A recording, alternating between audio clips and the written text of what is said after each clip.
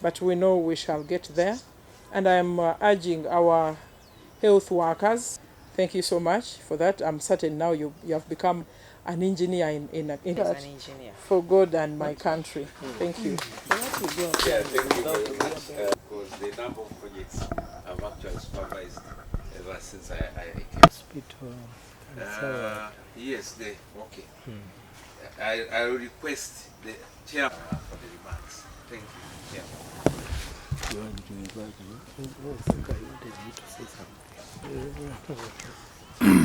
Parliament in Mukono to support the work in this place. Let's listen to each one, because even a fool has a word to say.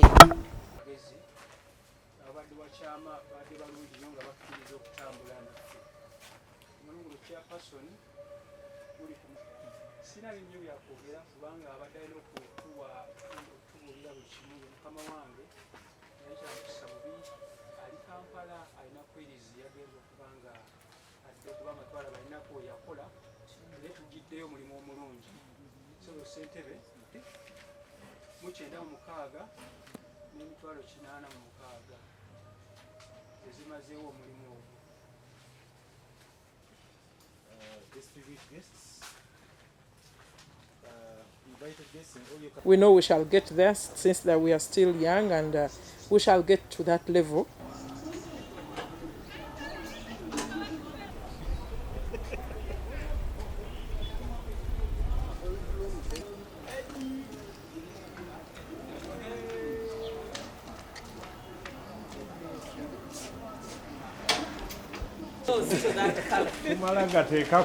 Ladies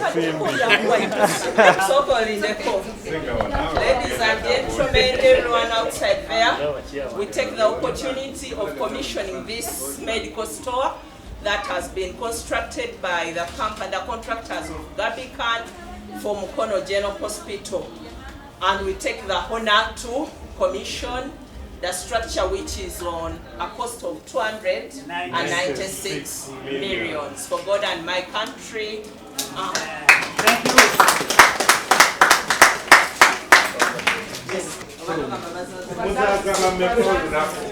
Grade 5 to 30 mothers. Okay. So RBF is good. No more RBF for hospitals.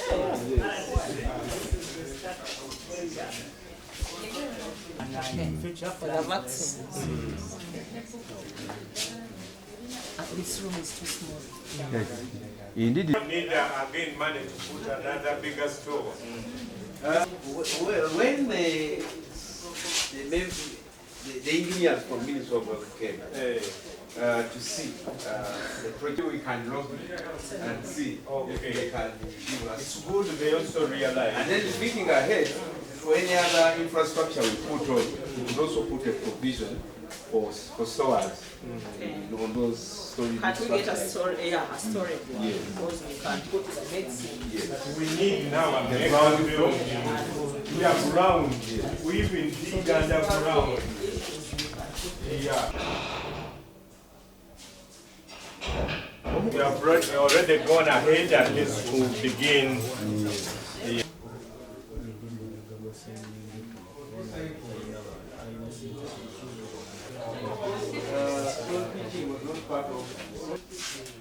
We are looking for funds to beautify this place. Yeah.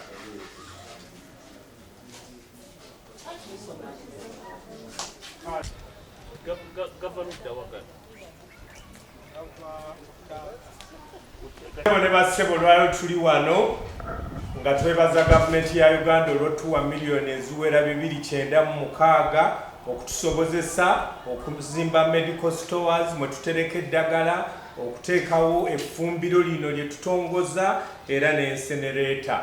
Twebaza aba contractor ne bonna era tubiggulawo nga Mukono District Council n'office ya RDC ne bannamukono basobole okuganyulwa ku lwa Katonda n'ensi yaffe.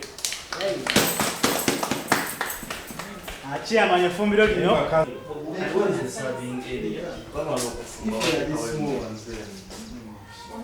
kakati kati bwe bagibegera wana tugula wano nga otuteeka enkulu zaffe mwabigezezaamu nga bikola bulungi nnyo oba bukuta naye era nga tetulema kwebaza olwa kino kye tufunye n'ebitukoleddwa gamba nga walkways ezizimbiddwa kati tosobola kusanga bitoomi wano ku Mukono General Hospital, effumbiro ly'abasawo n'abalwadde balizimbye weeriri, buli kimu tulaba nga kigenda kitereera. Tusaba busabi ebyobufuzi entalo eziriwo wakati wa Mukono municipality oba oliawo ku ownership ne Mukono district ffe tezitugattako nga gavumenti. Kye tusinga okwetaaga kwe kulaba nga bannamukono ne bannayuganda bagala services e Mukono basobola okuzifuna nga bazze ku Mukono General Hospital. Obaani ffe twagala services eri abantu baffe bajjanjabwe bafune buli kye beetaaga. Abasawo tubakubiriza okukola omulimu gwabwe mu ngeri esinga okuba ennungi. Bwabaawo obumulumulu obubadde tebunatereera babutereeze. Bwabaawo okusaba ssente gwe bazisabye jangu mu office ya RDC oba genda straight mu office ya IGG n'omusawo yazikusabye. Bannayuganda tubakubiriza enguzi ekome ku ggwe. Bwe bagikusaba togiwaayo wabula genda olope oliyo gwe kikwatako n'ekisinga okumalamu amaanyi ate mumala okugiwaayo ate ne bamala ne bajja ne baga nti awo bali enguzi ng'ate gw'ogikola ki gw'ogiwaayo. Hospital administrator tumukubiriza okukola verification eri thorough ku basirikale ababeera ku mulyango, ku bantu ababeera mu ddwaliro nga si basawo naye nga beeyita abasawo abafuuka ba bloka eri abasawo. Olw'olumu nga n'omusawo tasabye ssente naye oyo omuntu eyeetala obwetaazi n'alaga nti waliwo obwetaavu bwa ssente. Medical Superintendent waffe Dr. Kasirye ne baakola nabo nga Dr. Mulindwa Kao ne DHO bonna tubakubiriza okulaba nga mutuuza enkiiko z'abasawo bano ne abali ku board ya management tubagamba obutalagajjalira mulimu gwabwe okulaba nga batuuza abantu bano tusobole okumanya ebizibu byabwe n'okunoonya butya bwe tuyinza okubiyingiramu tubayambe okulaba nga tufuna services ezisinga okuba ennungi ku lw'abantu baffe ab'emukono n'eggwanga lyonna okutwaliza awamu. Tukoze omulimu guno nga tiimu ya Mukono, RDC's office, DCO's office, CAO's office ne medical team yonna era ku lwa Katonda n'ensi yange mbasuubiza nti services zigenda kuba nga zeeyongera okuba ennungi. Mukama Katonda abankuumire. Naye era nga tetulema kwebaza olwa kino kye tufunye n'ebitukoleddwa gamba nga walkways ezizimbiddwa kati tosobola kusanga bitoomi wano ku Mukono General Hospital, effumbiro ly'abasawo n'abalwadde balizimbye weeriri, buli kimu tulaba nga kigenda kitereera.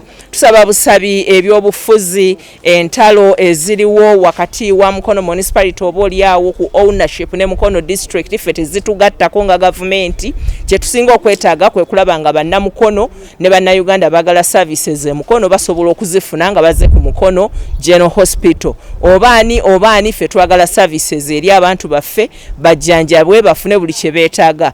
Abasawo tubakubiriza okukola omulimu gwabwe mu ngeri esinga okuba ennungi. Bwabaawo obumulumulu obubadde tebunatereera babutereeze. Bwabaawo okusaba ssente gwe bazisabye jangu mu office ya RDC oba genda straight mu office ya IGG n'omusawo yazikusabye. Bannayuganda tubakubiriza enguzi ekome ku ggwe. Bwe bagikusaba togiwaayo wabula genda olope oliyo gwe kikwatako n'ekisinga okumalamu amaanyi ate mumala okugiwaayo ate ne bamala ne bajja ne baga nti awo bali enguzi ng'ate gw'ogikola ki gw'ogiwaayo. Hospital administrator tumukubiriza okukola verification eri thorough ku basirikale ababeera ku mulyango, ku bantu ababeera mu ddwaliro nga si basawo naye nga beeyita abasawo abafuuka ba bloka eri abasawo.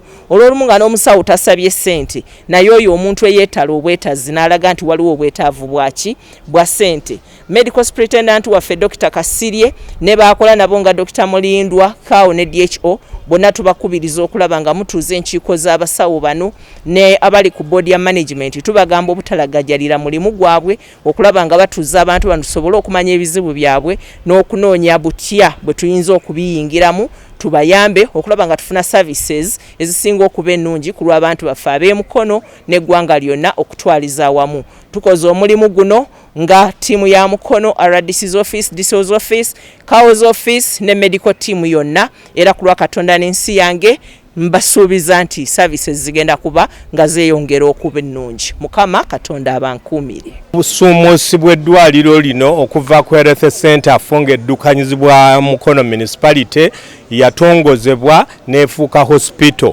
Ekyo kitegeeza nti yatandika okutwalibwa okuddukanyizibwa disitulikiti y'e Mukono. Ebimu ku bintu bye twatunuulira kwe kulaba nti eddwaliro lyali lyetaaga stores ezaalyo nga hospital okusobola okubeera nga basobola okusitookinga eddagala n'okulaba nga eddagala lituuka bulungi mu balwadde abali mu ddwaliro. Ne twawula okuva mu medical stores, district stores, ne tusaba gavumenti era ne tudduukirira ne millions 296 n'obukale ne ssente ezigwamu okusobola okuzimba drug store eno oba medical store ezimbiddwa mu hospital eno. Kuliko n'effumbiro, kuliko ne walkway n'ebirala ebigenderako. Eddagala lino lifunye kati we literekebwa ne monitoring ne kamera tujja ziteekako okulaba liyingira litya lifuluma litya. Obuzibu bwokka bwe tulina nti eno Mukono District Hospital twetaaga eddagala mu financial year erigenda mu miliyoni nga 8. Naye gavumenti ya Uganda esobola kutuwaako ddagala lya miliyoni nga 3.5 oba 4. Weebuuza olwo abantu eddagala lyonna lye beetaaga eddala bakola batya? Kyova olaba nti tukuba omulanga ebitongole NGOs zijje zitukwasizeeko okutudduukirira nga tugula eddagala erijja okutuyamba.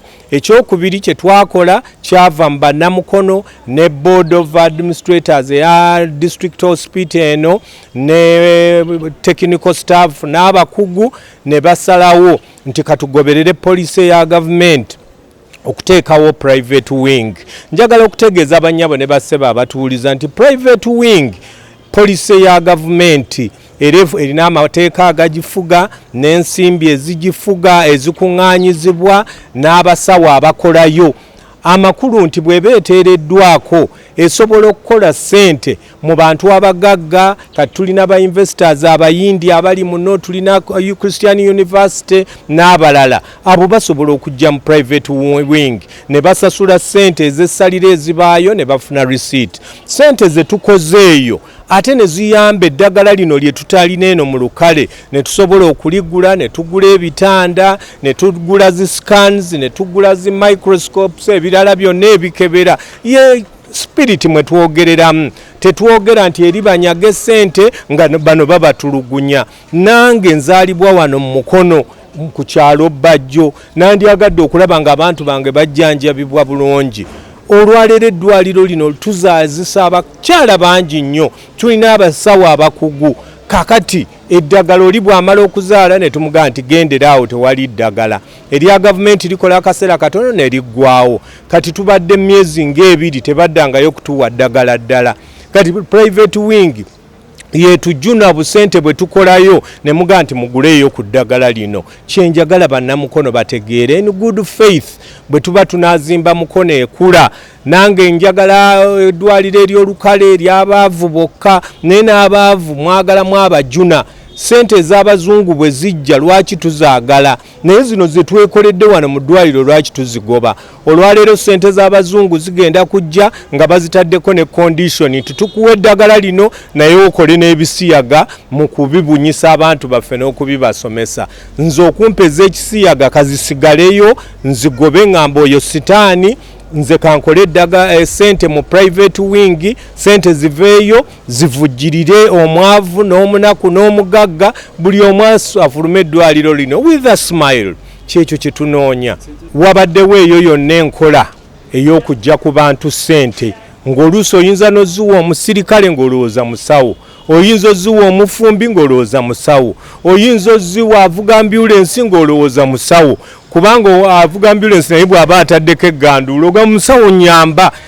Kaakati ate private wing tukuba receipt ne tukulagana okulaga gwani ovuddewa, tugenda kujjanjaba kino ku mitwalo 25, ojja kufunako n'emmere na bino na bino. Bw'oba olemereddwa n'ambulensi tugikuteerako n'ekutwala.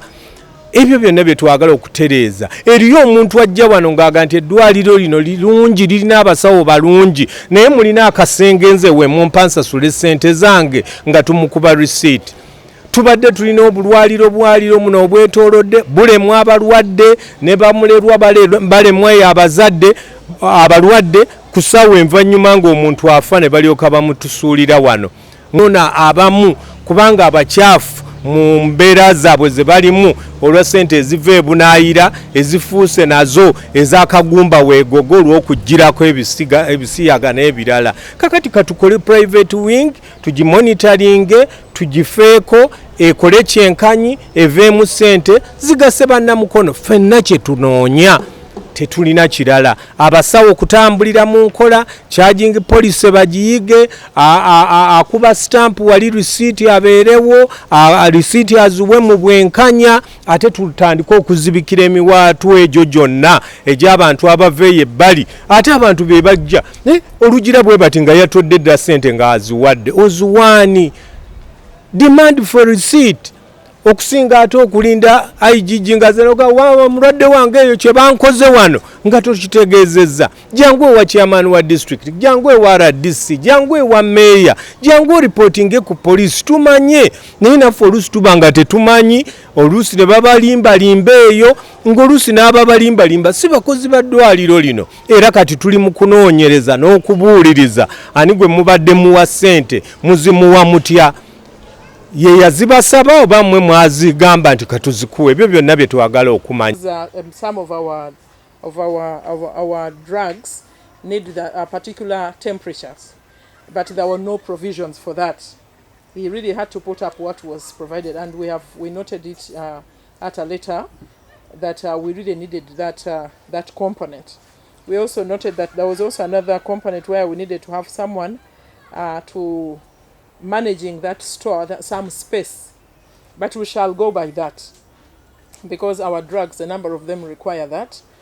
We needed to have something like a cold room for that purpose, for our special drugs. Not every drug must. There is a particular temperature that it has to be, but we shall, in the district, the technical team and also the beneficiary department, you have really done great. We appreciate for all those that were not indicated in the original BOQs, and we sincerely appreciate, because any other person would only go for whatever was only ascribed therein in the BOQ, and we really thank you so much for that.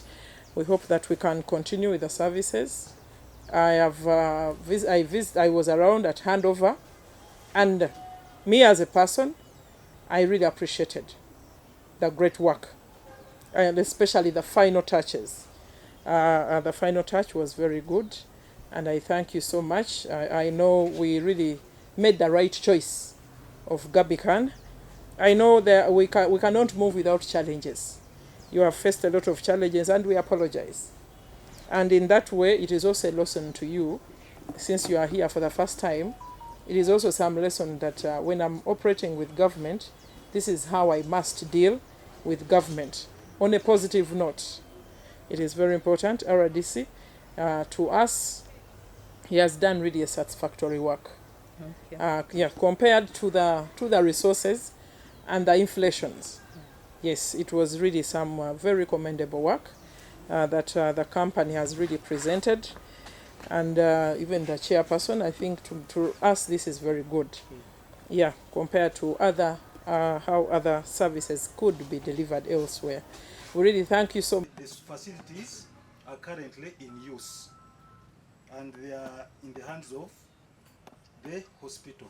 However, the contractor is mandated through contract. We are still here for the next 180 days from 14th, a period that is called the defects liability period.